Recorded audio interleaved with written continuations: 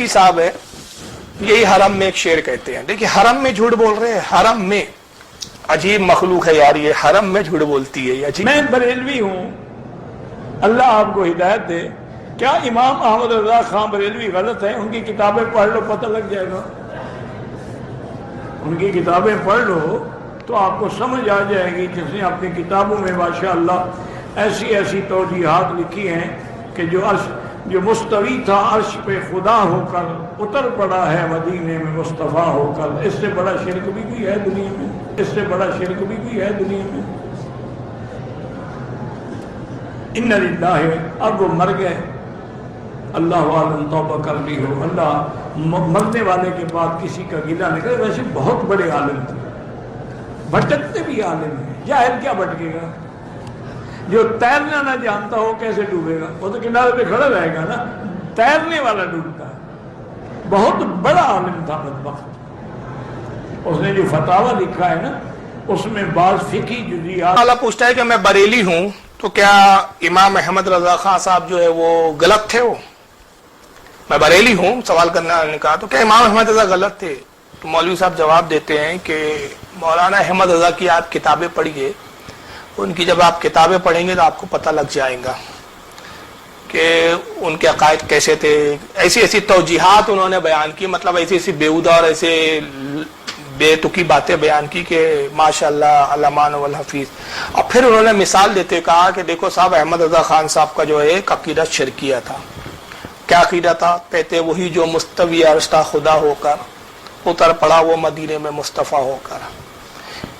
کہا کہ دیکھو یہ عرش پر تو خدا ہے, گویا وہ یہ بتانا چاہ رہے کہ عرش پر خدا ہے. اور انہوں نے احمد رضا خان صاحب نے کیا کہہ دیا, عرش پر کون ہے؟ مصطفیٰ صلی اللہ علیہ وسلم ہے. کہتے اس سے بھی بڑا کوئی شرک ہو سکتا ہے؟ کتنا بڑا شرک ہے صاحب. اب تو بیچارے مر گئے تھے, بہت بڑے عالم, لیکن گمراہ ہو گئے. یہ شیخ مکی صاحب کے جملے ہیں. اب یہ تو خیر زندہ ہے. اب ایک پہلے تھے ایک صاحب انتقال ہو گیا, وہ بھی مر گئے, مٹی میں مل گیا وہ تو. اب تو ان کی جسم کی ہڈیاں بھی نہیں بچی ہوں گی. ڈاکٹر اسرار احمد صاحب, وہ بھی صاحب یہی کہتے ہیں, یہی شعر وہ پڑھتے ہیں اور کہتے ہیں کہ دیکھیے آپ یہ شعر جو ہے صاحب کفری اور شرک کی عقیدہ. وہی جو مستوی عرش تھا خدا ہو کر اتر پڑا وہ مدینے میں مصطفیٰ ہو کر. کیا ہے یہ؟ گاڈ انکارنیٹ, اوتار کا عقیدہ. وہ اوتار کا عقیدہ چاہے رام چندر جی کے لیے ہو, کرشن جی کے لیے ہو, یا محمد مصطفیٰ صلی اللہ علیہ وسلم کے لیے ہو, عقیدہ تو ایک ہی رہے گا. اور یہ آپ کے علم میں ہونا چاہیے. شعر کس کا ہے؟ مولانا احمد رضا خان صاحب بریلوی. اور یہ آپ کے علم میں ہونا چاہیے. شعر کس کا ہے؟ مولانا احمد رضا خان صاحب بریلوی.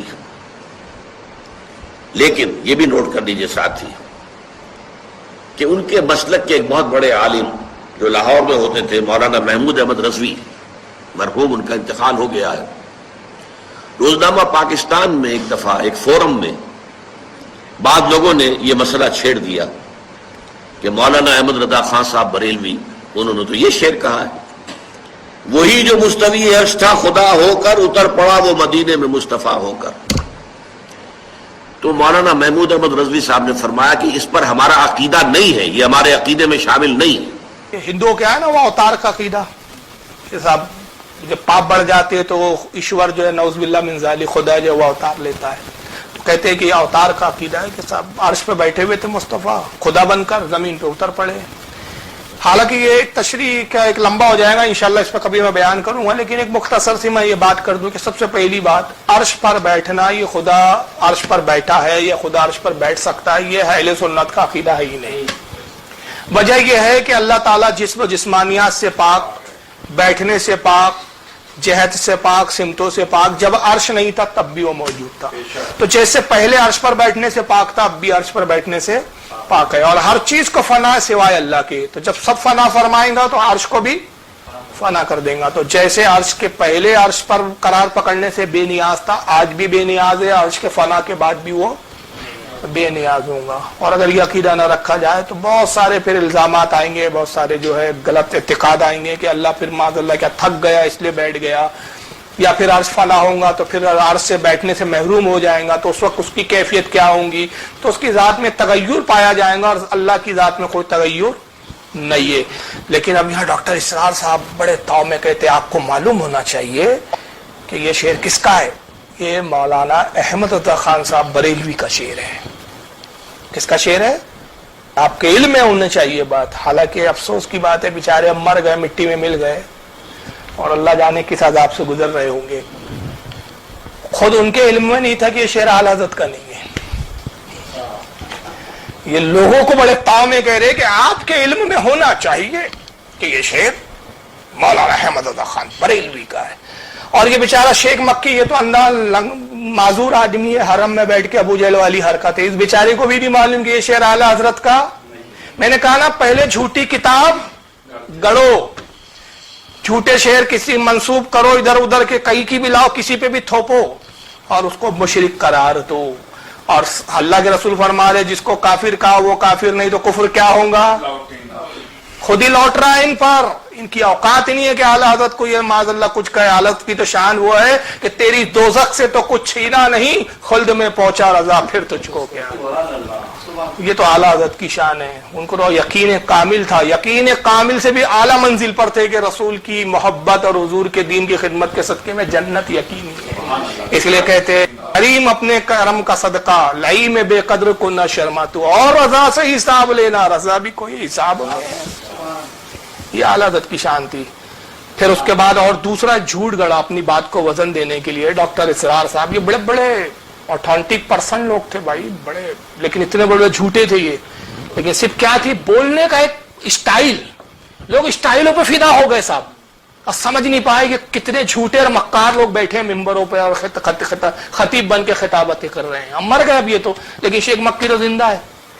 तो मैं इन शेख मक्की साहब को कहता हूं कि चलो आप साबित कर दो कि आलत का शेर है, जिंदगी भर गुलामी करूंगा तुम्हारी, साबित कर दो ये शेर आला हज़रत का है साहब। फिर इसरार अहमद साहब जोर देते हुए कहते हैं कि साहब उनके मसलक के, यानी आला हज़रत के मसलक के एक आलिम थे लाहौर में, तो मौलाना महमूद अहमद रजवी साहब, उनके सामने शेर आया, ये बात छिड़ी के साहब मौलाना अहमद रजा ने इस तरह का शेर कह दिया है। तो उन्होंने वाज़े तौर पर कहा कि ये हमारा अकीदा नहीं। बात तो बात की है जी, अकीदा नहीं, पहले तो आला हज़रत का शेर ही नहीं। तो ये किस्सा भी पूरा कर डाला उसके लिए। अब मैं आपको बताता हूं कि ये शेर है किसका। ये है मेरे पास ओरिजिनल किताब, ओरिजिनल जी, दीवाने आसी। कहां से छपी है साहब? ये अंजुमन फैजान रशीदी, मटिया बुरुज, कमरहटी, कलकत्ता, इंडिया कलकत्ता से छपी है। ये है दीवाने आसी अल मारूफ बिही ऐनुल मारिफ। किसकी लिखी है? मौलाना शेख अब्दुल अलीम आसी गाजीपुरी। इनकी विलादत 19 शाबान 1250 हिजरी को हुई थी। हालांकि इनके शेर में जो है तावीलात है और उलमा ने तावील भी पेश की है इसकी, लेकिन ये शेर आला हज़रत का नहीं बल्कि किसका है? इनका है, दीवाने आसी में, दीवाने आसी के अंदर है। इसके अंदर ये शेर है, पूरा उन्होंने जो है वो शेर लिखा हुआ है। तो खैर मैं पढ़ता, लेकिन वक्त ज्यादा हो जाएगा। तो ये दूसरा एक इन्होंने जो है फरेब से काम लिया, दूसरा एक मक्र खेला कि पहले झूठी किताबें गढ़ी गई, कोई किताब में और था, किसी और पे कुछ मंसूब कर दिया गया। जैसे कि सीरत गौसे पाक एक किताब का मैंने हवाला दिया, ये शेख मक्की साहब का बयान किया कि साहब इनका भी हाल था कि आला हज़रत के खाते में किसी और का शेर पहले डाल दिया और उस पर फिर शिर्क का फतवा लगा दिया। और कहाँ बैठ के कह रहा है ये? इसीलिए हम कहते हैं कि अब ये ना देखो कि सब हरम से बोल रहे हैं तो झूठ कैसे बोलेंगे। बहुत सारे लोग लाते ना, ये मक्के का आलिम कैसे गलत हो सकता है, मदीने का आलिम कैसे गलत हो सकता है। अरे अल्लाह के बंदे, अबू जहल मक्का में ही रहता था और सबसे ज्यादा झूठ वही बोलता था। अबू लहब भी मक्का का रहने वाला था, झूठा था मगर मक्कार था वो। अब्दुल्ला इब्ने उबई मुनाफिक मदीने में रहता था, और सिर्फ मदीने में नहीं रहता था, नबी के पीछे नमाज भी पढ़ता था। नबी के पीछे सहाबा की जमात में शामिल होकर नमाज पढ़ने के बावजूद भी मुनाफिकत करता था। और उसी मक्का में, अब आइए अब ये बात में दलील देता चलूं, उसी अरब की जमीन पर, उसी मक्का में जहां कुरान का नुज़ूल हुआ, वहीं पर अल्लाह रब्बुल इज्जत ने यह आयत भी नाजिल की है। उसी जगह यह आयत नाजिल हुई। वहां क्यों नाजिल हुई जब वहां कोई झूठा ही नहीं है? तो तुम तो कह रहे हो ना कि मक्के में जो भी है सब सच्चे की औलाद है, कोई झूठा हो ही नहीं सकता। مکہ میں ہے تو ہم تو کہتے ہیں مکہ میں یہ تھے، چلو تم کہو ابو جہل کافر تھا، یہ تھے وہ تھے، تو اسی مکہ میں اسی حرم کعبہ میں یہ آیت نازل ہوئی ہے، وہیں قرآن کا نزول ہوا ہے جس میں رب تبارک و تعالیٰ یہ بھی فرماتا ہے، پارہ نمبر 14 سورہ نحل آیت نمبر 105، اللہ فرماتا ہے انما یفتر الکذب الذین لا یؤمنون بآیات اللہ واولئک هم الکاذبون، بہتان جھوٹ وہی باندھتے ہیں جو اللہ کی آیتوں پر ایمان نہیں رکھتے، اور وہی لوگ جھوٹے ہیں۔ اللہ کہہ رہا ہے بہتان کون باندھتے ہیں؟ جو اللہ کی آیتوں پر ایمان نہیں رکھتے، جھوٹ وہی باندھتے ہیں، بہتان وہی باندھتے ہیں۔ یہ آیت کہاں نازل ہوئی تھی بھائی؟ ہندوستان میں کہ پاکستان میں؟ مکے میں نازل ہوئی تھی نا، مدینے میں نازل ہوئی تھی نا، عرب میں نازل ہوئی تھی نا۔ سفید تو سبز چیز عشق واریوں میں بیٹھ کر منافقوں کو چھوڑ دے، منافقوں کو چھوڑ دے، تو عاشقوں میں بیٹھ کر وہابیوں کو چھوڑ دے، تو سنیوں میں بیٹھ کر ویسیوں میں بیٹھ کر بلال